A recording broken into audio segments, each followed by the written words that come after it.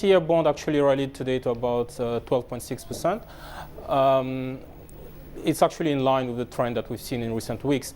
The 20-year was trading at about 13.6% after the MPC held by the central bank on the 24th and 25th of January, and then rates started to decline. And we've seen the same decline actually across the yield curve by 20 to 80 basis points. All right, let's look at what's happening on the short end of the curve. This week's Treasury bills in the auction, it resulted in lower rates. Just looking at the 91-day paper, for instance, issued at about 7.09%. But some would argue that's almost in line with the international yields for Nigeria's Eurobond. Yeah, I think that's an interesting point. Well, unfortunately, we don't really have a Eurobond yield curve in Nigeria. But if you take into account that the GTB Eurobond, which has about 1 year to maturity, is now trading at 5.8%, it seems to suggest that it's actually cheaper to borrow offshore right now. The 10-year Treasury in Nigeria is probably close to 12% if you extrapolate, and the Eurobond is trading at 7%. So there is an incentive to borrow offshore, but obviously there is an exchange rate risk that we have to take into account. That said, I mean, I think there is a more conceptual debate about that, because at the end of the day, what you want is to develop a deep local currency bond market in order to improve capital allocation in the economy. Okay, it seems as though some investors are quite bullish and positive and proactive with regards to what they see as liquidity creeping in because of AMCON, and then the others are quite cautious because of what they see as further rate hikes on the part of the CBN. It seems to be a bit of a disconnect in terms of policy on rates and these yield curves that we're talking about. Explain that.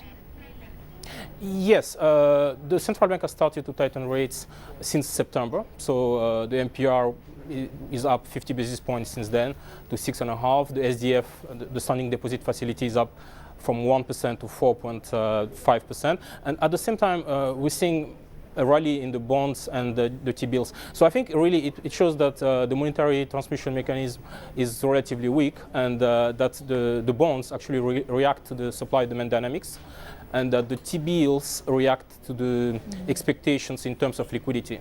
Let's move over to neighboring Ghana and what we're likely to see there.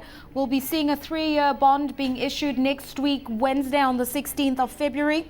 But of course, this happens when Ghana comes out of a bit of a cycle of currency volatility. What are you expecting?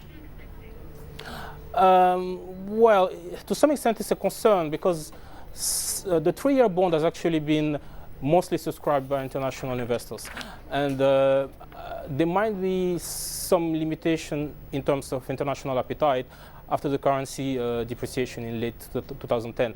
I mean, that said, I think it depends on the pricing of the bond. We've seen some yields, some exit yields at 15.5% in recent days. So it suggests that the rates will be higher than the 13.3% in October that we had in last October.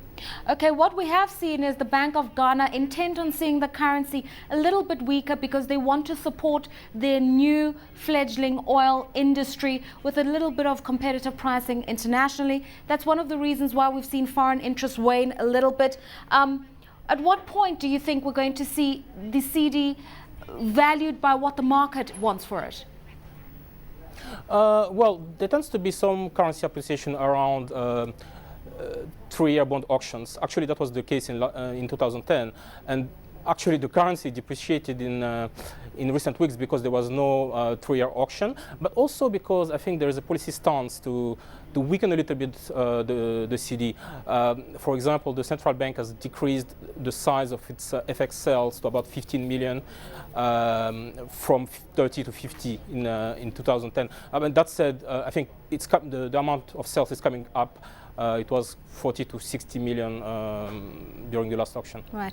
Let's talk about another country in West Africa, which unfortunately has had the most negative of public relations recently, and that's Cote d'Ivoire. And what we are seeing within that region is that investors are trying to pull away and withdraw from their bond positions. And it's reported that there's basically an instruction to sell. There are no bids.